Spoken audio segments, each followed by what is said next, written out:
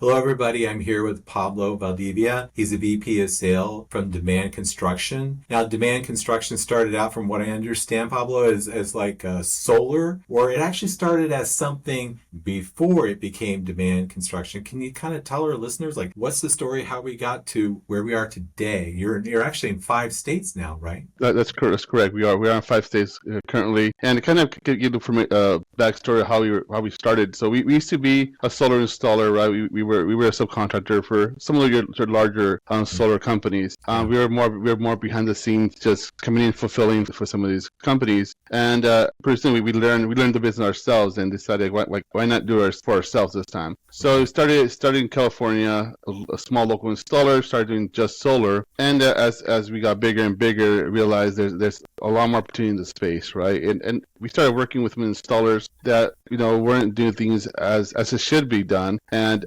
kind of where the name demand, right? Demand more, demand better, kind of where that came from, and then it became Demand Solar. And as we started adding more products like roofing and HVAC and so forth, now we became Demand Construction and operate under that name and based on the offerings we have as well. Good. And so you actually started in California, but now what states are you in today? Yeah, so we're in California and then expanded over to Texas and Florida, then Arizona, and now North Carolina as well. Wow. Now, So we're all over the U.S. here. all over, yeah. You're taking over the world, right? So how long has it taken you to get into all those states? How many years are we talking? See, because 2019, you were just in California. Southern California, right? Correct. So pretty much just SoCal. And then thanks to the network of our partnership, have been able to grow. I'd say 2024 last year was when we expanded outside California. So we opened up those other 4 states last year alone. Before that, we were strictly a California company. So busy year. Busy year, yeah. So you are VP of Sales, so that must make life very busy for you. Yes, yeah, correct. Blessed to be in the position, right? Yeah. It does come with a lot of wearing a lot of different hats, right? Kind of making sure things are being done as it should be, and on the sales side of it, making sure we're doing enough to kind of keep the business growing and justify being in all these states. Yeah. Okay. So on your sales team, are your sales guys kind of in two parts? Ones that take the lead and set up the appointment, and the other goes out and looks at the options, puts down the offer, that type of thing? Yeah, so actually we do have it's called considered like a setter closure model. So we have Mhm. one side of the team that their role is to kind of reach out to the customers. We have both inbound and outbound. Reach out to the customers, kind of see what the level of interest is. Once they're ready, go ahead and schedule appointments for our consultants, the sales reps. And on that side of it, we kind of have a hybrid model. We have some people out in the field, but the bigger part of our business is our internal sales team, which is all in office, kind of call center. It's selling to these customers out of California, selling remotely throughout all 5 states. How did you personally get into this line of work? It was by accident. It's almost 11 years ago, right? I did construction for a bit. I was doing kitchen and bathroom remodeling. During that time, that's when housing market kind of went down. So looking for something else to do, having a family, I needed to make sure I was able to support my family, right? Went to work for a property management company as like a maintenance tech, right? Pretty much being the one getting the units ready for the next person to move in. And that complex, the gentleman there working for Solar City at the time, who kept telling me like, "Hey, you're good with people. I think you'd be good at this. You should try it." And here we are, almost 11 years later. It's supposed to be a temporary thing, in between thing, and started my career as an appointment setter, right? Standing inside a Home Depot and a Best Buy, just offering solar. And 11 years later, here have my own sales team. Ooh, that takes a little bit of courage, huh?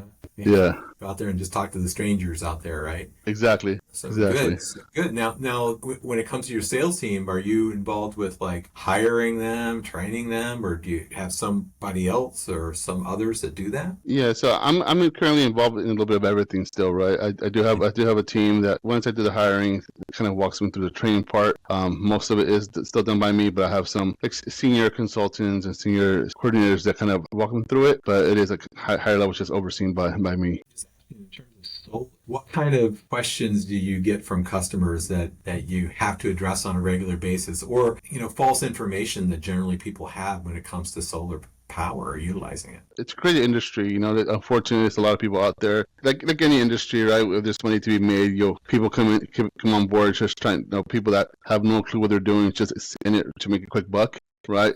here today, gone tomorrow. And unfortunately, our industry has been quite a bit by these type of companies. We still have a few of the larger ones still around, but like the biggest things we ask for, like, does solar really make sense? And the answer is, for 99% of people, it actually does, right? And the good thing is that there's different ways. There's different ways to go about it. First, started doing solar, the only option was to pay cash or get a loan for it. Since then, there's options like a lease or a power purchase agreement. There's a lot more finance companies where you're able to go solar at no upfront cost. So when people inquire about it and be like, oh, I can't afford solar, most times, especially in some markets like California, right, or North Carolina, where power is so expensive, for most customers, they're able to go solar at no upfront cost and have a monthly payment less than their current electric bill, but could own their system and really have control over what their bills are. Another misconception, when people are retired or heading to retirement or on a fixed income, they think they can't afford solar, and honestly, those are the people that probably helps the most, right? Because it's hard for customers when their bill one month is $100, but summer is $700, right? If you're in a fixed income, it's hard to plan for that.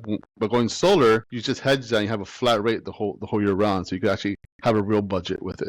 So you're saying when they say, well, it doesn't cost anything for solar, it's that the savings, the net savings is such that it doesn't cost to add that Exactly. to your roof, right? Yeah, and that's kind of the myth that people say, oh, solar's free, all these ads, unfortunately, in marketing, right? It's not Yes. free. What it is no upfront, no cost to you, like upfront cost, because of these programs, right? You're just swapping a bill from electricity to owning or leasing a system for either the same or less, but it's predictable. Does it ever get to a situation where you're giving money back to the grid? Yeah, so again, it's the regulations have changed.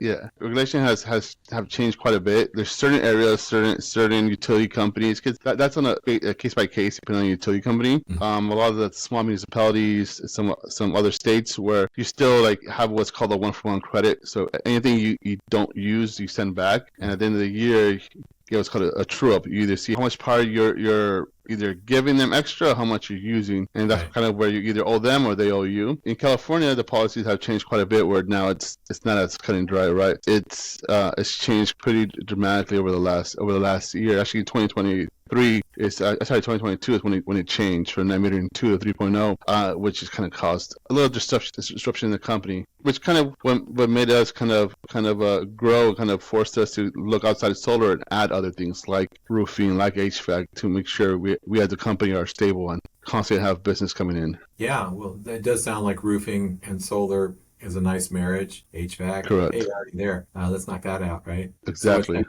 yeah, plumbing or carpentry services or it's installation, fencing, painting, so turf, right? A lot of stuff like that. That's kind of it goes hand in anything green, right? So yeah, it kind of goes hand in hand with it. that makes a lot of sense, right? So in what you're doing with the growth that you've had, which is significant, what are the barriers that you're kind of facing right now to get to that next level of growth that you see? Yeah, right now, again, kind of going back to what I said, it's just all the changes in the industry currently, all the regulations have changed, including tariffs and so forth, right? We have have been dealing now since late last year with supply chain issues because of it, being able to source raw materials because of it, right? Costs constantly going up. So okay, so and we have things like that. It's being able to scale have kind of been affected by that as well. Sure. Like my background is I'm a physical therapist and been a private practice coach for a long, long time. And biggest challenge that my clients have is I can't find personnel. Yeah. I guess it's a supply shortage in itself, right? You can't find people Right. that are licensed to do the work, right? Right. So that adds to the timeline that you're waiting to get a job done. Correct. So that hits you on the bottom line. So by adding in roofing, HVAC, other things like that, you're able to shore up that wait time. Exactly. Some of those, right, where it's something that before on average install would take 30 to 45 days. Now it's taking 4, 5, 6 months, right? Whereas we could get a roof done within a couple of weeks. Right. We could do HVAC within a couple of weeks, right? Kind of helps the in between. Very good. Yeah. But also to kind of diversifies your business. And Exactly. to many, you see like one stroke of a pen, the impact something could make. So it's like, it's good that you pivoted, right? Your company pivoted and got into other things that clearly are in demand, So our company's AI trade lift, so we work with all types of trades. And, Right. saying it's like, when you got a hole in your roof, you kind of want a roofer, right? So I could see that there's good opportunity for that. Has that transition to open up those other kind of delivery profit centers, so to speak, if you will, has that been any part of the catalyst to the expansion that you've Yes. had? Oh, good. Yeah. Again, the hard one of the hardest states to do solar is California. As big as the market is here, all the red tape with the SJs, right, the building departments, permitting, on all that stuff, right? And if a company can make it in California, most other states are a piece of cake. For the most, there are a few outliers out East Coast where it's even harder even to get licensed. But once you are, the process is a lot easier. So like that is one of the reasons, right? When the net metering changed in California, other states where solar in those states is like California was in 2014, right? So it still makes sense over there. So the volume kind of tapered off slightly or kind of plateaued here in California, but we made it up in Texas and Florida and North Carolina and so forth. Are there ever situations that you run into where you couldn't put solar on a roof? Unfortunately, not every house qualifies, right? There's certain roof types that we're not able to install on, right? It's just that it can't support the weight, it can't be walked on. Those houses require us to have to re-roof it in order to go solar. In some cases, a roof and solar ends up being cheaper monthly than someone's bill. So for those people, solar still makes sense. But there are those where a customer has a new home or just got the roof done, and the roof is good, it's just not good for solar. Or there's areas where certain HOAs don't allow us because they own the roof, and they would do so. But for the most part, we're able to help most people. And then what's the lifespan of solar? I mean, that's a great question. I don't think anybody truly knows it, right? Because most panels out there currently are still within warranty, right? Most panels nowadays come with a 25 to 30-year warranty, and from the manufacturer directly. So if they're given that much of a warranty, they probably have an expected life of 30, 35 years, right? If they're giving you a 2025, it's usually right afterwards that they expect it to not function anymore. But yeah, currently it's 20, 25 years. Sorry, 25 to 30. Are there any maintenance actions that are necessary? Yeah, there's no real maintenance that needs to happen, right? 'Cause part of the warranty we offer is like maintaining the system, but there's no actual maintenance that needs to be done. Right? There's no tune-ups or anything like that. There's monitoring you do remotely, like the customers will have access to. So we know whether the system's producing or not. And if it's not, we'll do a service call, come out to the customer's home, kind of troubleshoot the system, see what is causing for that underproduction. But there's no real maintenance that needs to be had with the system. So in the business and the growth that you've had, how do you get your business? How do people find you? Yeah, so we've been blessed where we have some pretty good partnerships, some lead providers, right? Very trusted lead provider that a lot of people go to. I've worked with them for years now, so like we have pretty good partnership where they've been able to provide us with a lot of their leads throughout the states, and have worked well with them where they entrust us as we open up more and more. As well as we have a lot of our business comes just from organic people looking up solar companies and coming across our profile, our website, and reaching us directly as well. So the companies that are getting the word out, getting those leads, firing them your way. I mean, a lot of Exactly. people do that. It's just like other things like you have an Angie's List or something, right? Where you go in there and kind of find a contractor. There's lead providers out there that kind of does the homework for you, vets the installers, make sure they're licensed, kind of goes through all the stuff, and on their platform you kind of go through their profiles and see what their warranties are, what the pricing is, what the equipment is, and based on that gives the customer the opportunity to kind of choose who they want to work with. You get these guys, like these leads, like how many of them are just tire kickers? I mean, I would think solar would have a lot of tire kickers, man. Yeah, you'd be right. You'd be right.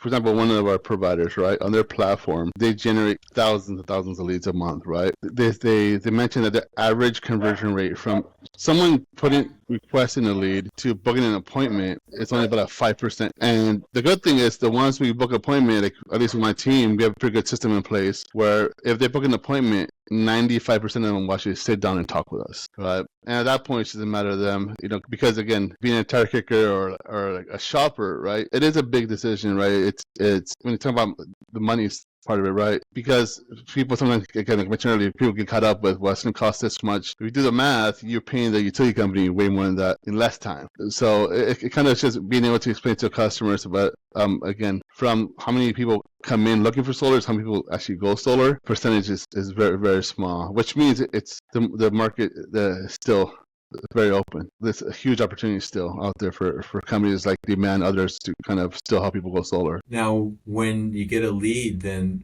How does that work? Is it did somebody calls them, or do you send them a text, or how does Yeah, that? so again, depending on the lead partner, right? If it's a customer, if it's one of our larger ones, they actually have an online platform where you can message, like a messaging center. You go back and forth, and then there's some people do provide phone numbers. If they do, of course, our team reaches out to them. Nowadays, most of it has changed over to doing stuff online, right? From when I started doing solar to now, is way different. Like part of my career was over at Tesla, right? And I saw what they did, just the way you buy a car on your phone, on the computer, never talk to anybody. That's kind of how solar is going as well on this online platforms, messaging people. Where before I used to drive around from house to house going, well, solar, I've helped thousands of people go solar. I've never met them, right? Because it's all online now. Yeah, I think people are less engaged to have a conversation. They would rather be texting somebody or filling out a lead form, and I'll have a guy there Wednesday to take a look at it, and Yeah, okay, and yet no necessarily a whole lot of communication actually takes right. place. So, I mean, in many ways, I guess that's good. I mean, I'm getting some, putting a cold air return in my house today, and the guys showed up and they didn't have the cold air return, but they had the supply line, so we had to reschedule. Yeah, But, it was all done through an app, and something got yeah. typed somewhere. Some And of my yes, yeah, the human interaction is key. But boy, if you had to deal with a large number of leads and chat, and then you feel like you're getting interrogated, and right. so, dude, I'm telling you, if I was calling, I'd probably ask you a million questions, right? So Yeah. I'm that guy, right? Not, I Yeah. won't be a jerk with you, but I'll like, oh, well, so how does that work? Do you qualify those guys before you tie up your personnel time? Correct. Yeah. So the setter side of it, that's kind of what their job is, right? Qualify them, making sure that they are the homeowner, making sure that we could even do that roof type, collect information from the customer, like their usage, right? See how much power they use, and see if their house has enough space to cover that, or if their house has too much shade. Just that they kind of screen it to that way. By the time they talk to an actual consultant, it's a qualified customer that the only reason they're not going to go solar is unfortunately they failed credit, or it's just that they're shopping around. It might not be a yes this time around, right? Shade, not enough roof, Yeah, whatever it might be to get in the exactly. way. Good. So, what do you love about what you do? For me, because I've been in sales for quite some time, for me, this one is it's more of I'm not adding a bill to a customer, right? And honestly, like I've done this long enough. A lot of people where I learned that when you have a customer that says, "Oh, I pay $800 a month on electricity," and you go to their house and you save $150 a month, they're like, "Oh, that's it," right? Because somebody that could afford an $800 bill, $100 is not a lot of money. Right. But then I go to the other customer's house, they pay $20 a month, and you save them $30 a month, and they think, thank you, man. I appreciate that. This makes a huge difference for me. I know my bills, like, it's that, right? For me, that's one side of it. Being able to actually help the end customer of it, but also being able to help, like, even my sales team, right? Because again, I came in as an appointment setter, have gone into become a consultant, a director of sales, now a VP of sales, but seeing them, one of my top guys, used to sell insurance, living on credit cards, could barely, was barely making ends meet, and now his first year in solar makes six figures, right? Doing what's right and got paid as well. So, and seeing people's life change that side, I think for me, that's like the bigger part. Seeing my guys have kids, buy a car, buy a house, grow up, right? And be able to do so and take care of their families. Give you something to think. Sales, the word sales comes from the old English word selling. SELLAN, which Okay. means to give, to offer, or lend a hand. So it used to be sales was something like, you help me put up my roof, my barn, and I give you the first deer of the season. That was how we did it. I lended a hand. Then as time goes on, it's kind of hard for me to carry the deer around looking for Pablo. So we went to silver, passing Yeah. that job is so many pieces of silver. Then it was gold. Then it was dollars backed by gold, dollars backed by silver. And now it's just dollars backed by another dollar. So the key basis of sales is help. Right. And how sales gets a bad name is when it doesn't help. Exactly. And when you see like you could make someone's life better, lower their expenses, make a comfortable living, and for them, make their little dent in helping the environment in some way, right? Right. It checks off a lot of boxes, right? Right. And now your guys that you bring in, do you usually find your roofer guys who are trained, or you have a whole training program you put people through to be able to do that type of work? Yeah, on the actual trade side, the actual fulfillment side, those are usually people coming in experience, right? Like based on our volume and what we do, like unfortunately we don't we're not that company that can come in and teach someone brand new how to do it, right? On the sales side, it's a blend of both. Most of the people are experienced people, but we also have people that they're newer to it and kind of learn through our process. Podcast, I had John Chan, who's the president of Durable Slate, and that is a company that's worldwide, and they do slate roof. They can get roofers who are competent roofers, but they've not done slate, and they haven't done cathedrals or something super steep, and so that they've invested a tremendous amount in training these guys, so they're not training way up there, and right, in training, and that's just exploded their company. So it is the you want to get good guys, like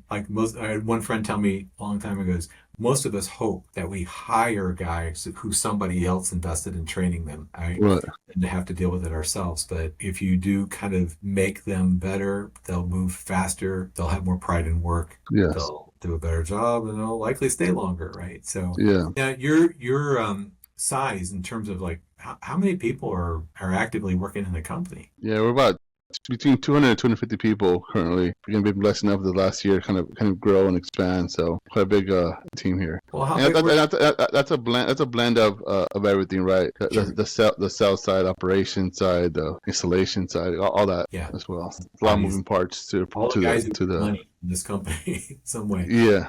Exactly. So then how large was the staff when you were in 19 in LA area? But thankfully, like our staff hasn't grown as much, right? Because a lot of it are install partners. I think most of the time instead was building the infrastructure to kind of, again, if you could do it in California with all the things going into other states, it's just a matter of getting licensed and finding the right partner in the area, right?